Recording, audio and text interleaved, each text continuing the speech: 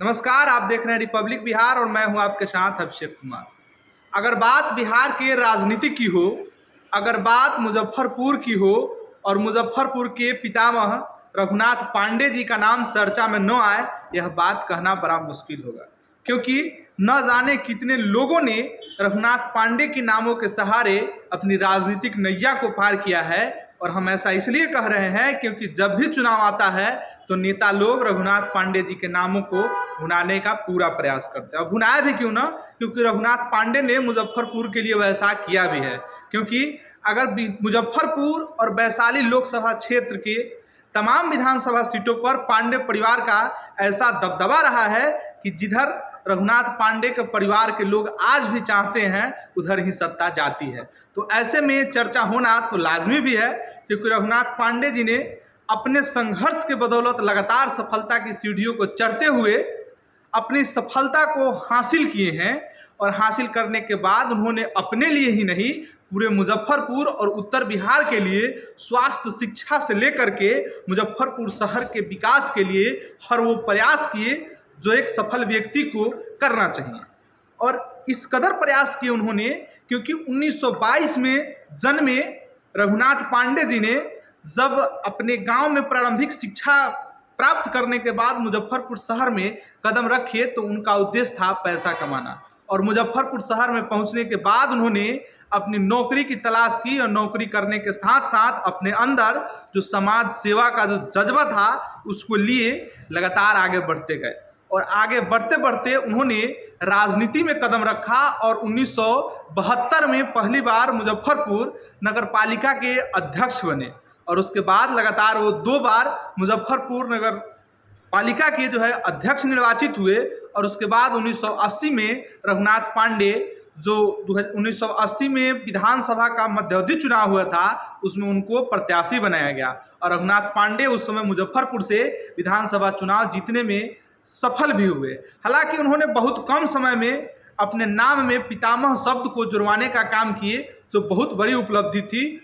और रघुनाथ पांडे जी ने अपने सफल प्रयासों से, अपने मजबूत आत्मशक्ति से और अपने जीतोर समाज सेवा की नीति से इस सफलता को हासिल किए। और उन्हें आज भी लोग सम्मान से मुजफ्फरपुर में नगर पिता के नाम से बुलाते हैं। और आसपास के उत्तर बिहार के लोग उन्हें पितामह का पदवी देते हैं, तगमा देते हैं और उससे उन्हें नवाजते हैं। पितामह ने काम भी ऐसा किया कि मुजफ्फरपुर में चाहे मेडिकल कॉलेज बनवाना हो, चाहे एक से बढ़कर एक जो मुजफ्फरपुर की मूलभूत सुविधाएं थी उसके लिए लगातार वो काम करते रहे।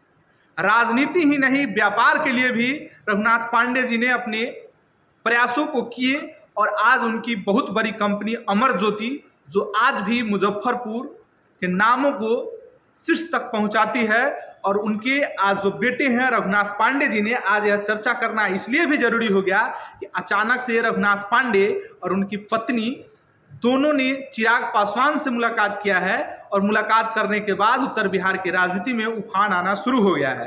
क्योंकि आज भी पांडे परिवार की मर्जी के बिना सत्ता प्राप्त होना किसी के लिए भी मुश्किल है। और ऐसे में पितामह के नाम लेकर के और पांडे परिवार का नाम लेकर के लोग राजनीति को धार देते हैं।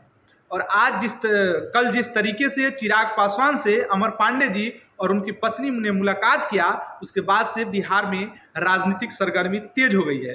क्योंकि ऐसा अब लगने लगा है, लोग ऐसा कयास लगा रहे हैं कि क्या फिर से पांडे परिवार की राजनीति एंट्री होगी।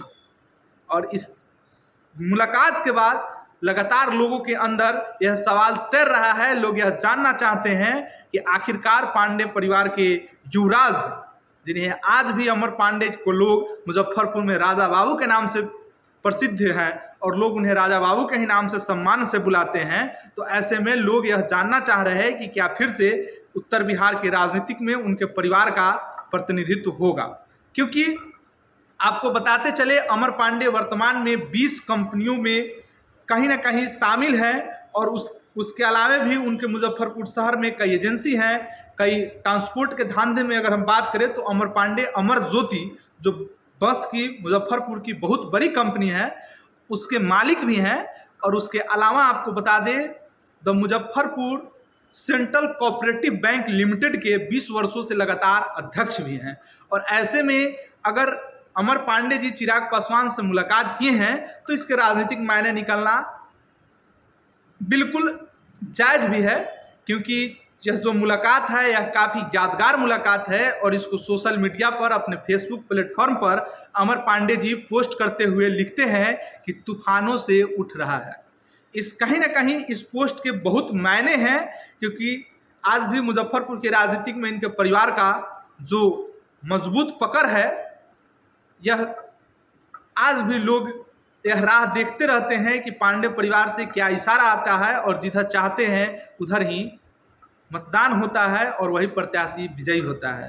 बोचहा में कहीं ना कहीं अमर पांडे के नाराजगी का ही परिणाम था कि बोचहा से बीजेपी की प्रत्याशी चुनाव हार गई और महागठबंधन के प्रत्याशी चुनाव जीतने में सफल भी हुए। और उस समय हालांकि रामसूरत राय और अमर पांडे जी के बीच में कुछ विवाद चल रहा था, जिस पर बाद में विराम लग गया, लेकिन उसी का नतीजा था कि बोचहा में कहीं ना कहीं बीजेपी को हार का सामना भी करना पड़ा। तो ऐसे में अगर अब चिराग पासवान से अमर पांडे जी मिलते हैं तो इसके मायने कहीं ना कहीं निकलना लाजमी है, क्योंकि जिस तरीके से चिराग पासवान उनसे मिले हैं और इस बात को अमर पांडे जी अपने फेसबुक पर लिखे हैं, तो इस बात की चर्चा अब काफ़ी जोरों से हो रही है। तो धन्यवाद, जो कुछ भी अपडेट आएगा हम आप तक पहुंचाते रहेंगे। बिहार और बिहार से जुड़ी हर राजनीतिक खबरों के लिए आप देखते रहिए रिपब्लिक बिहार। धन्यवाद।